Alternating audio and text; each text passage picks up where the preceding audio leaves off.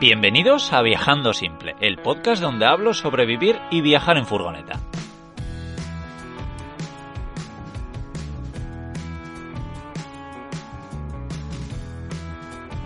Yo soy Íñigo, autor del libro Cómo vivir y viajar en furgoneta, y en estos episodios comparto mis aprendizajes llevando un estilo de vida algo alternativo. Pues hoy me gustaría daros algunos consejos antes de camperizar vuestra furgoneta si estáis en ese proceso.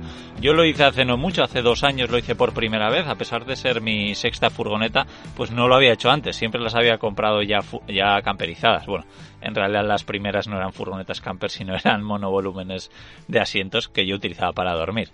Pero bueno, sí, simplemente quiero compartir mis aprendizajes, que estoy seguro de que a más de uno le puede servir, aunque sea una de las cosas que voy a decir. Creo que será un capítulo un poquito largo porque me he ido apuntando cosas aquí, la verdad es que hay un montón y seguro que me dejo cosas, pero bueno, también estoy seguro de que va a ser un capítulo que a mucha gente que está en ese proceso le va a ser de muchísima ayuda y ya sabéis que a mí me encanta cuando bueno, comparto algo que yo ya he experimentado y que sé que le va a valer de ayuda a otras personas, ¿no? Entonces, bueno, ya os digo que va a haber muchas cosas que van a ser buenas claves para todas estas personas que estáis en ese proceso o que estáis con eso en la cabeza. Así que nada, no sé si sería bueno que toméis apuntes o que esto lo escuchéis más de una vez porque ya os digo, van a ser unas cuantas cosas. Bueno, lo primero, deciros que ya sabéis que yo vivo en una furgoneta. Bueno, ahora mismo no, el tema del coronavirus y tal, estoy en casa de mi hermana, pero sí, la idea es seguir viviendo en la furgoneta en cuanto esto pase. Entonces, claro, mi punto de vista no va a ser el mismo cuando estoy 365 días en la furgoneta que mi caso anterior, cuando pasaba pues las vacaciones, los fines de semana en la furgoneta, ¿no? Que me imagino que será la mayoría de los casos. Pero bueno, yo siempre digo, yo quiero compartir mi caso y seguro, oye, que cada uno saque el aprendizaje que pueda, no me quiero poner tampoco en cada caso. A ver, ¿por dónde empiezo? Bueno, yo creo que lo primero es, ¿estás seguro de lo que vas a hacer? Es un proceso largo, seguramente te lleve más tiempo del que pensabas, creo que a la mayoría no suele pasar. Gastarás más dinero del que pensabas también, creo que a todos también nos suele pasar. Entonces, bueno, yo siempre digo que si tienes tiempo y paciencia, hazlo. Si no tienes una de estas dos cosas, yo me lo replantearía, porque sí, es un proceso que mentalmente a mí por lo menos me cansó bastante, aunque claro, el resultado final pues estoy encantado y por supuesto no me arrepiento. Pero yo siempre os digo que una de mis mayores virtudes, por no decir prácticamente la única, es que tengo paciencia. Entonces, bueno, pues partiendo de esa base y partiendo de que en ese momento tenía tiempo, pues sí, creo que fue una buena decisión, a pesar de que hubo momentos que quería mandar todo a tomar por ahí, pues nada. Entonces, bueno, un consejo que ya he dicho más de una vez, a mí lo que me gusta sobre todo si no has viajado en diferentes furgonetas es alquilar. Yo soy muy fan de alquilar y de probar diferentes furgonetas de diferentes tamaños, diferentes distribuciones antes de ponerte a hacer lo que tienes en la cabeza, a menos que lo tengas clarísimo, que ya lo has probado antes y demás. Pero sí, creo que alquilar siempre es una buena solución. Pero vale, vamos a imaginarnos que ya tenemos las ideas claras. Bueno, también quiero decir, si vas a comprar una furgoneta, si todavía no la has comprado, algo muy, muy, muy importante es comprar una furgoneta sin óxido. Bueno, en realidad la puedes comprar con óxido, te saldrá mucho más barata si tanto el vendedor como tú sabéis que tenéis óxido, porque lo malo es que el óxido suele estar bastante oculto. Bueno, no sé si conocéis a los chicos de Vivir en Ruta, que tienen un canal de YouTube y ahora mismo una serie que se llama Esta furgo era una ruina, si no me equivoco. Y bueno, pues compraron una furgoneta y se dieron cuenta de que estaba llena de óxido. Entonces eso es lo peor que te puede pasar, es un quebradero de cabeza, es mucho tiempo lo que te va a llevar restaurarla, sobre todo si no sabes. Y bueno, yo personalmente es algo que no le recomiendo a nadie, a menos que sea alguien que se dedique a eso de forma profesional. Entonces, muy importante comprar una furgoneta que no tenga óxido.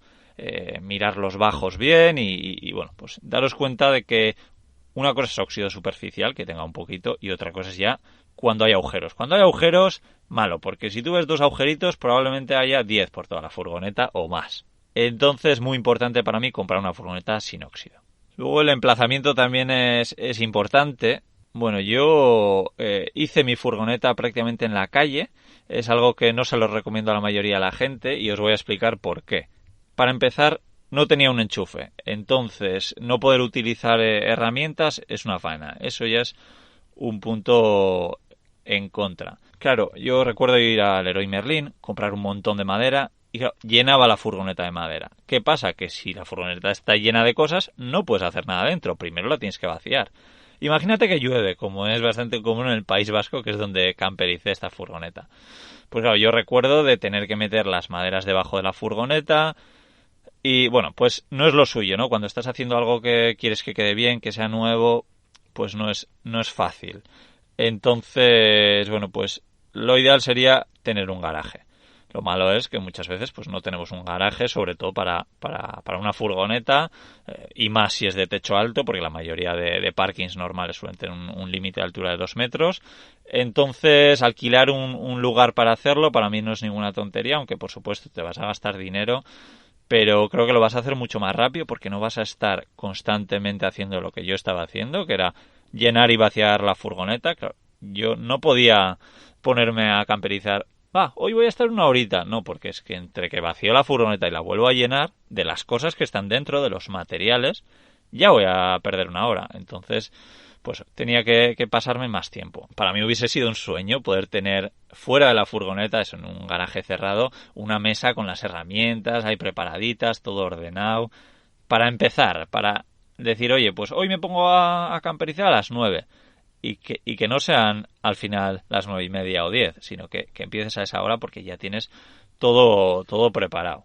Entonces para mí eso sí que fue bastante faena y no creo que lo repitiese. Aunque también, mira, desde aquí os quiero dar una idea que si finalmente lo hacéis como lo hice yo y como lo ha hecho muchísima gente, una buena idea para poder utilizar herramientas son estas power bank enormes que hay ahora, que tienen inversor de potencia y ahí puedes enchufar herramientas no muy potentes, porque estas suelen tener un límite de potencia de 400 vatios, 500, depende de la calidad de la batería que compres. Que bueno, hablando de esto, si no me equivoco, sí, está en viajandosimple.com/tienda, tenéis hay acceso a un montón de productos que yo he usado o sé de otras personas que han usado y les han servido mucho para camperizar su furgoneta o simplemente para viajar con la furgo. Entonces, echarle un vistazo, lo dejaré por ahí en la descripción. Luego, algo bastante importante es la distribución, ¿no? La distribución que elegimos. Como decía antes, para mí alquilar es buena opción. Pero otra cosa que además particularmente me gusta es ver vídeos en YouTube. Es una gozada como a día de hoy, en 2020, te pones a buscar Van Tour o algo parecido y vas a ver unos vídeos de unas furgonetas impresionantes. A mí particularmente me gustan mucho los de Indie Projects, que bueno, yo sinceramente creo que se hicieron un poco populares por esto, ¿no? Porque grababan vídeos de unas furgonetas alucinantes y además la calidad de los vídeos son la leche también. Tuve la suerte de conocer a esta pareja que viaja con un gato en el norte de Noruega y nada, la verdad es que estuvo muy, muy bien. Pero bueno, luego sin irnos más lejos, Al Son de mi Furgón también suele hacer unos vídeos de unas furgonetas chulísimas y además muy raras. En el canal de YouTube de Arantxa y Víctor, que por cierto ya entrevisté aquí hace bastante tiempo, tiene unas furgonetas que son muy diferentes a lo que estamos acostumbrados a ver, también de gente extranjera que bueno, igual no tiene las limitaciones que tenemos en España a la hora de homologar, ¿no? Y bueno, hablando de homologar, si sabes que vas a homologar la furgoneta, creo que es muy bueno, antes de empezar, hablar con la empresa que la va a homologar y decirles un poco la idea que tienes, ¿no? Seguramente te den algún consejo, alguna idea, y puede ser que te digan esto no lo hagas porque no se va a poder homologar.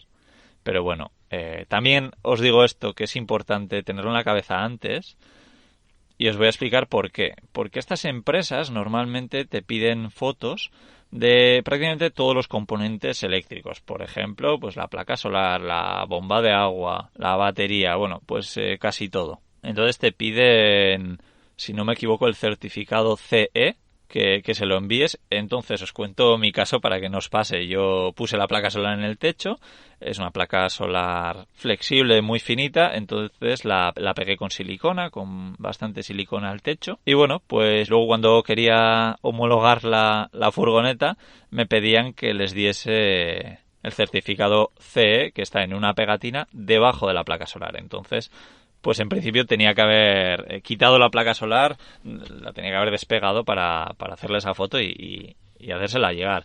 Al final, pues me costó bastante, pero la empresa que me vendió la placa solar me pudo enviar esta pegatina y bueno, no hubo problemas, pero sí que es un poco un quebradero de cabeza, ¿no? Sobre todo me acuerdo porque me costó mucho tiempo que me lo enviara. Bueno, también he dicho que es muy, muy necesaria la paciencia, ¿no?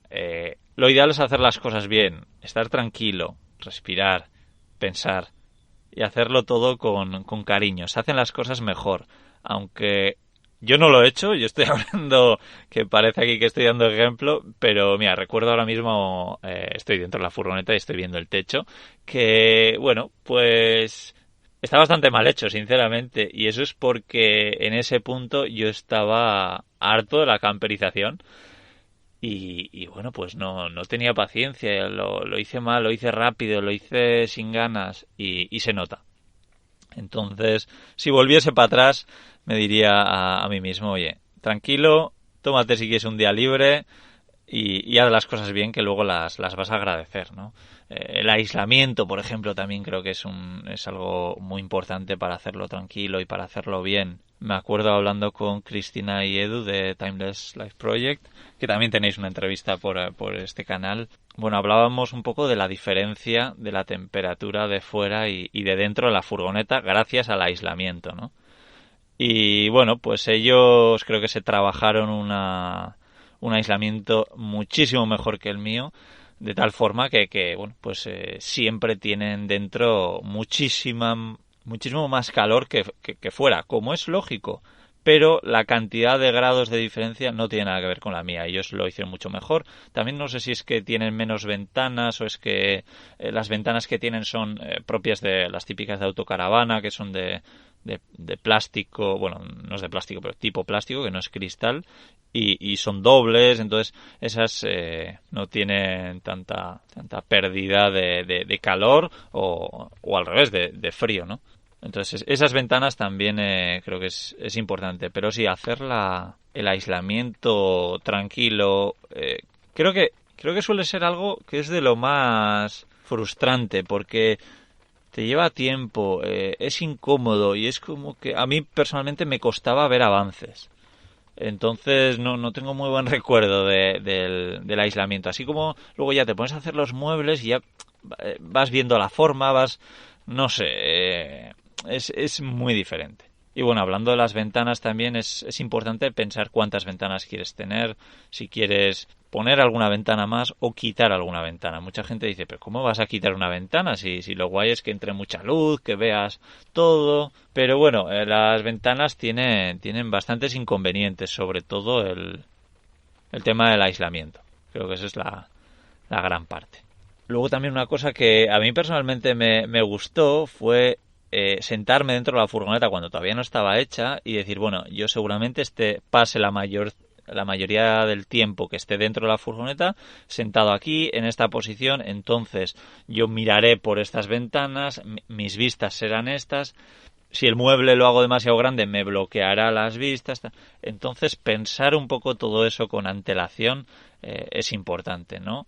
Igual que pues si vas a estar sentado, pues no tener una serie de armarios, por ejemplo, muy cerca de la cabeza o que ni siquiera te permitan estar sentado bien, ¿no? Yo las baldas que tengo me molestan un poco, pero bueno, bueno, es muy complicado explicar esto con mi voz. Pero vamos, que le deis una vuelta, sí, que le deis una vuelta porque he visto muchas personas que hacen su furgoneta y luego se dan cuenta de que la posición de estar sentado no es cómoda por los armarios que tienen encima de la cabeza. Entonces, mirarlo bien eso. Otro paso importante y muy controvertido que es el baño. Muchas personas que no han viajado en furgoneta piensan que el baño lo necesitan sí o sí, ¿no?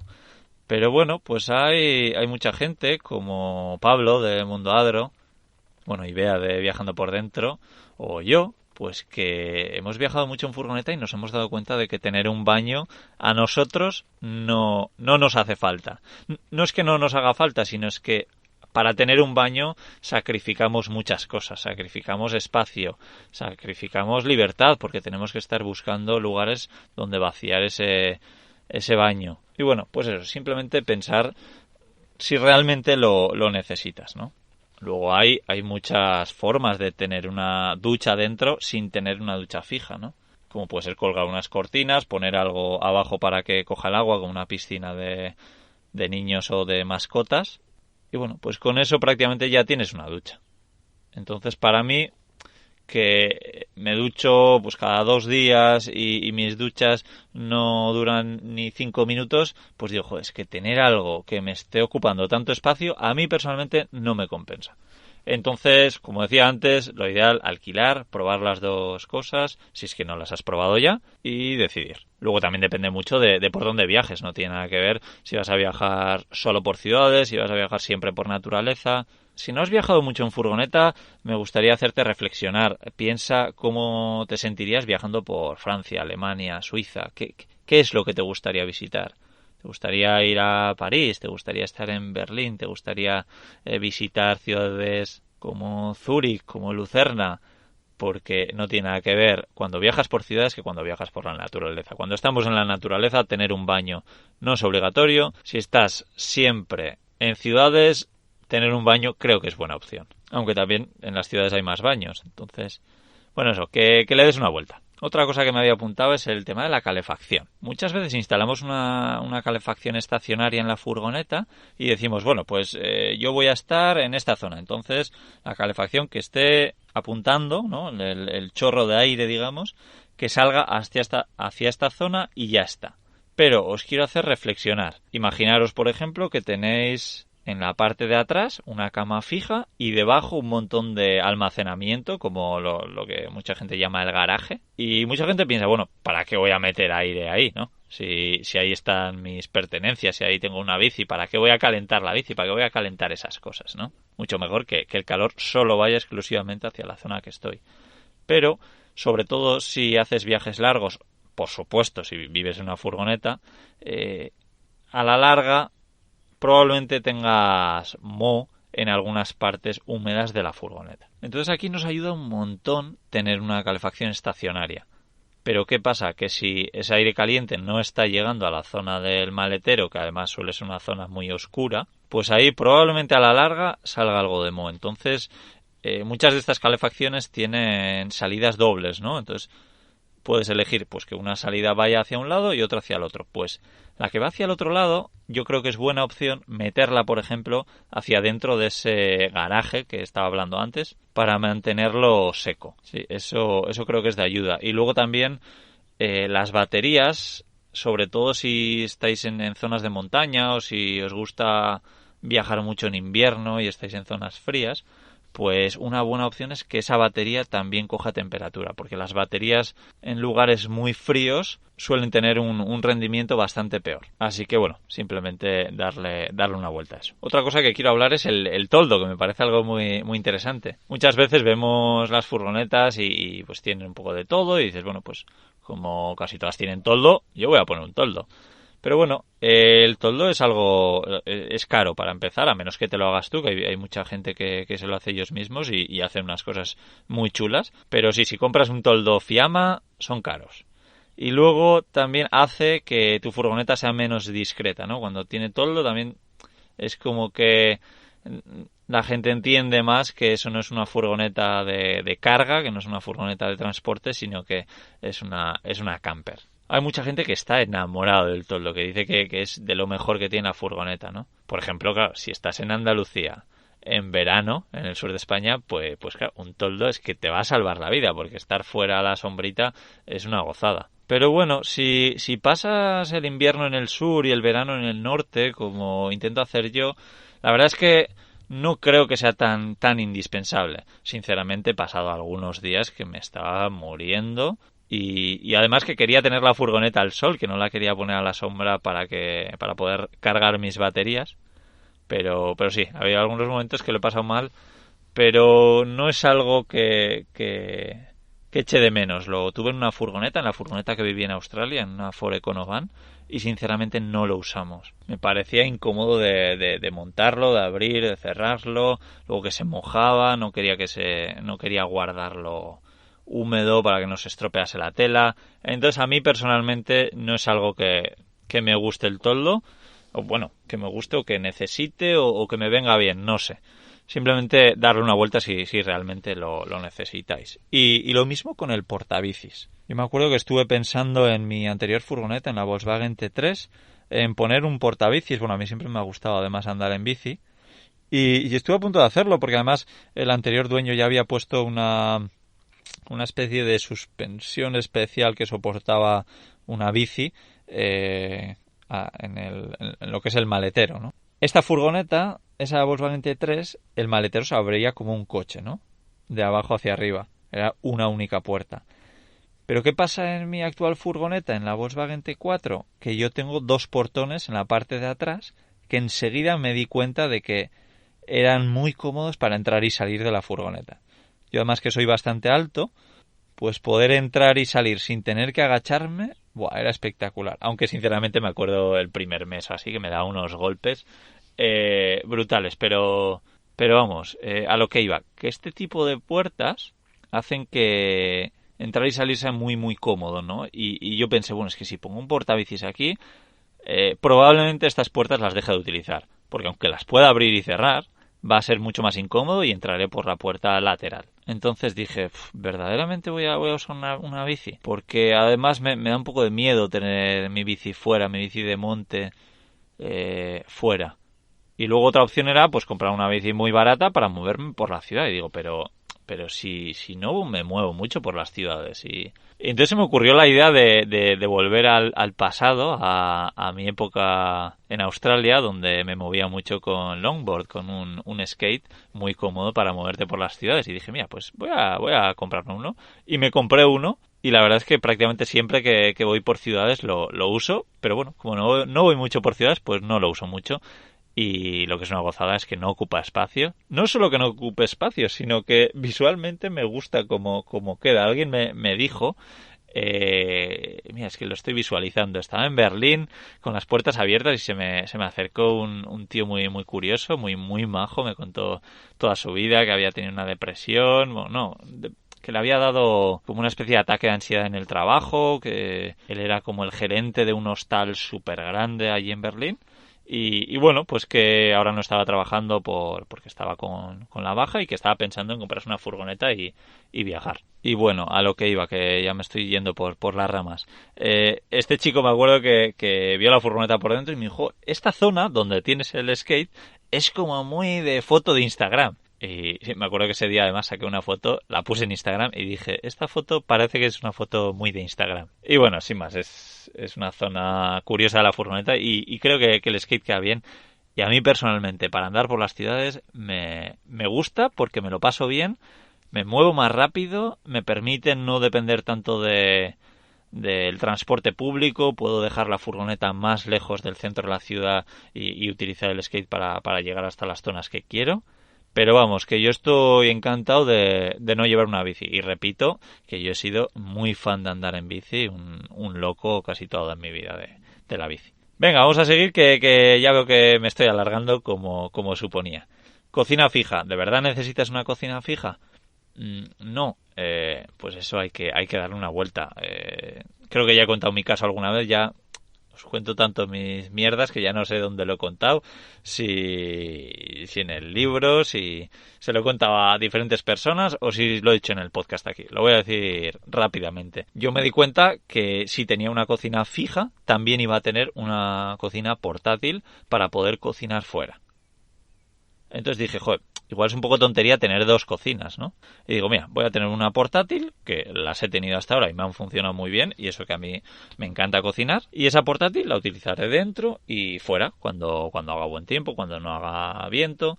Pero la realidad ha sido que apenas he cocinado fuera, Si lo he hecho ha sido cuando estaba con gente o no sé.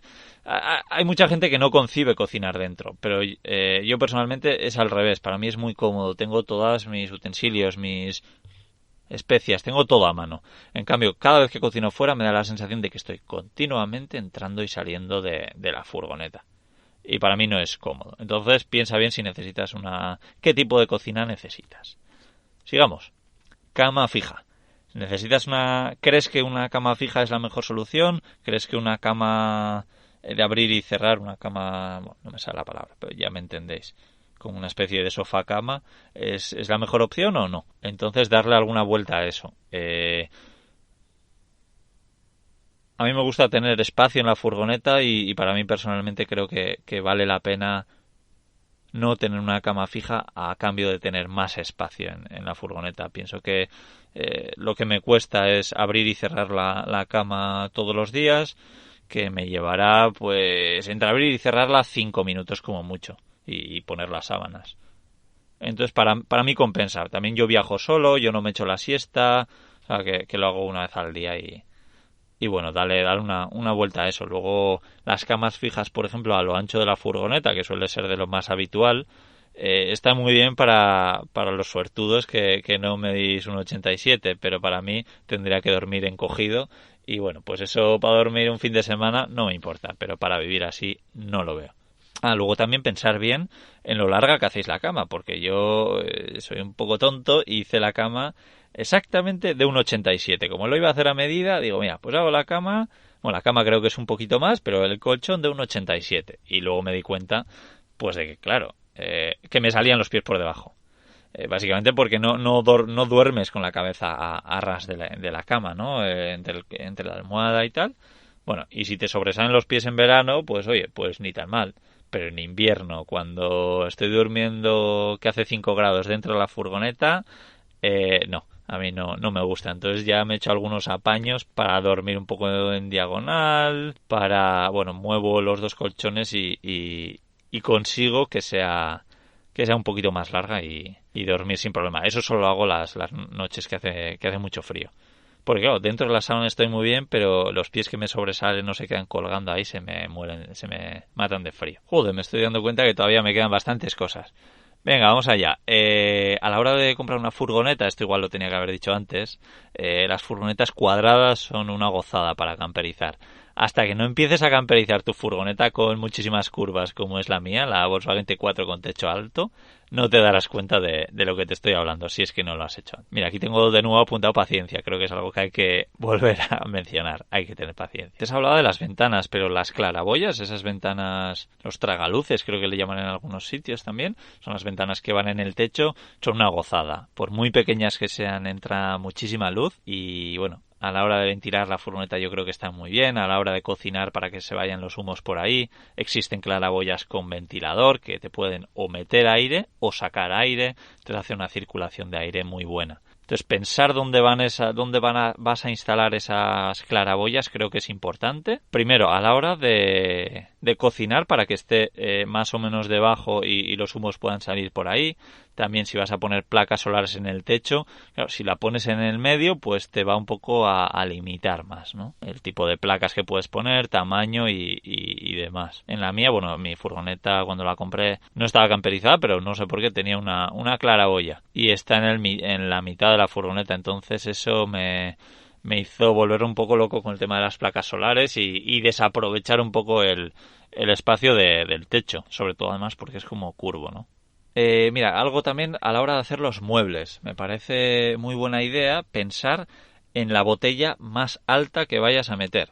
Por ejemplo, una botella de aceite. Claro, si hacemos todo cajoncitos, armaritos pequeños y tal, pues para la ropa, para la mayoría que está muy bien. Pero si quieres guardar botellas, es una faena. Entonces, dejar algún sitio para poder guardar, pues eso, botellas de lo que necesites. No me voy a meter ahí más. Luego las plantas, que hay mucha gente que dice, plantas en una furgoneta, qué chorrada y tal. A mí personalmente, que me gustan las plantas, que vivo en la furgoneta, a mí me da vidilla, me hace un poco que mi furgoneta sea más hogar y no que estoy metido en un vehículo, sin más, con una cama. Además, poder hacerte unas pizzas con orégano, albahaca y tal que estás plantando tú en la furgoneta está guay. No es muy fácil de mantenerlas porque hace mucho calor y bueno, entonces hay que intentar, pues cuando hace sol, sacarlas fuera sin que te las dejes, que es algo a lo que todos tenemos miedo. Y bueno, simplemente eso, que las plantas para mí están guay. El suelo. Bueno, el suelo normalmente suele ser... La mayoría de personas que camperizamos furgonetas lo solemos hacer en 3 capas, ¿no? Suele ser primero el aislamiento que pones en el suelo, luego una madera que suele ser contrachapado marino o fenólico, no sé cómo lo llaman, pero vamos, madera bastante resistente, y luego encima de eso es donde solemos poner el suelo, ¿no?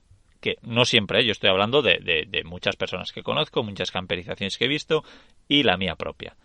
Entonces, vamos a hablar de esta última capa, de este último suelo, que bueno, ahora que lo digo creo que ya lo mencioné en otro podcast donde hablaba de cosas de las que me arrepentía, pero vamos, yo me arrepiento del suelo que puse porque para una casa igual está muy bien, estos suelos vinílicos que se pegan, pero claro, en una furgoneta que hay cambios de temperatura y no sé, me da la sensación de que sufren más, yo me di cuenta de que al año más o menos algunas zonas concretas se me empezaron a levantar un poco el suelo. Entonces pienso que es mejor los suelos que son tipo click, que se llaman, que no tienen cola, digamos, que tú le tienes que poner alguna silicona o alguna cola especial. Y yo sinceramente creo, sin haberlos probado, creo que esos son bastante mejores y que no se van a levantar tanto. Otra opción es quemar el suelo. Yo no lo he hecho, pero he visto un par de personas. Mira, otra vez el son de mi furgón. Tienen algún vídeo donde enseñan a hacerlo y consiguen hacer un suelo resistente, y creo que se olvidan de esa última capa de la que yo estoy hablando, ¿no?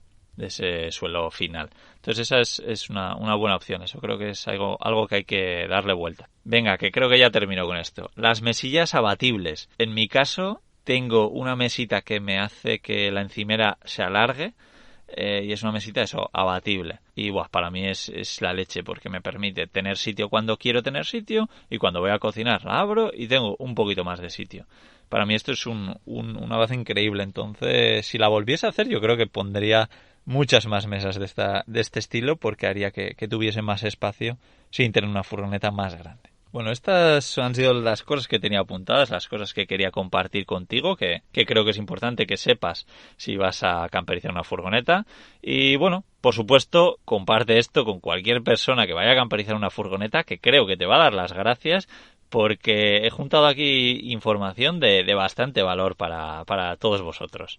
Bueno, para todas las personas que vayáis a camperizar ahora o en un futuro. Entonces guardaros este capítulo por ahí en favoritos o algo. Luego también quería hablaros de Vanespace 3D, no sé si os suena. Yo lo he visto publicitado en varios sitios. Es un programa para el ordenador. Está específicamente hecho para diseñar interiores de furgonetas camper. Y bueno, además ahora está al 50% si no me equivoco.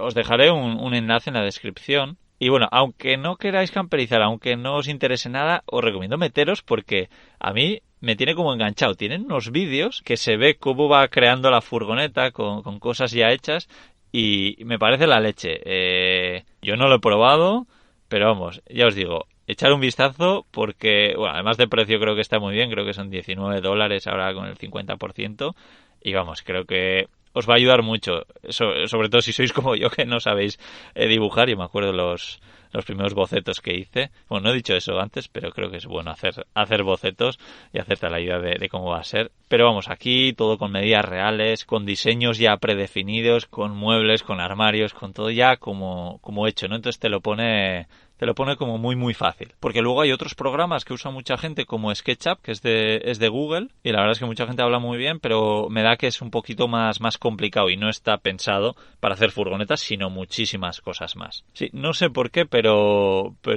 a mí me engancha mucho estos vídeos que tienen en Vanespace 3D. Os dejo el enlace en la descripción. Y bueno, también recordaros que ahora el libro Cómo vivir y viajar en furgoneta lo podéis leer gratis. Lo podéis leer gratis a través de Kindle Unlimited, que es como el Netflix de Amazon de libros. Tú pagas 9,99 € al mes y tienes acceso a más de 1 millón de libros, que el mío ahora también está ahí dentro desde hace poquito. Y bueno, eso, hay una prueba gratuita que es de 2 meses. Ahora mismo, no sé cuando escuchéis esto cómo estará, pero os dejo el enlace en la descripción. Pero si vais a viajandosimple.com /gratis. Ahí tenéis toda la información, cómo podéis leer el libro gratis. A mí, por supuesto, me ayuda mucho más y me hace más ilusión que lo compréis en papel. Pero vamos, que entiendo perfectamente que aprovechéis esta oportunidad, que me parece genial. Si, como mucha gente me ha dicho que ha empezado a leerlo, le ha parecido muy interesante y al final lo ha comprado en papel, pues mejor que mejor. Pero vamos, yo os dejo los enlaces en la descripción y ya hacer lo que queráis. Si lo habéis comprado en papel, hacer una fotito y mandármela pues por Instagram, en Viajando Simple. Hacer una captura de pantalla si lo tenéis como libro electrónico, que además no hace falta leerlo en un libro electrónico, Lo podéis leer a través de la aplicación de Kindle en un móvil, en una tablet o incluso en un ordenador. Yo ya lo he usado yo ya utilicé el ordenador para leer un libro, que no es lo ideal. Pero vamos, que si no hay otra, pues mejor leer en un ordenador que no leer yo. Así que nada, me despido por hoy. Ya siento la chapa, pero creo que ha sido un capítulo genial, que le va a valer a un montón de gente. Y nada más, os mando un abrazo fuerte. Nos escuchamos el lunes que viene, probablemente con una entrevista. A ver a quién os traigo. Y os mando un abrazo, os doy las gracias por ayudar a todo este proyecto de Viajando Simple. Y os recuerdo que también tengo el otro podcast de Cómo Otra Viajar, donde os enseño que vivir viajando es más fácil de lo que parece. Un abrazo fuerte, chao chao.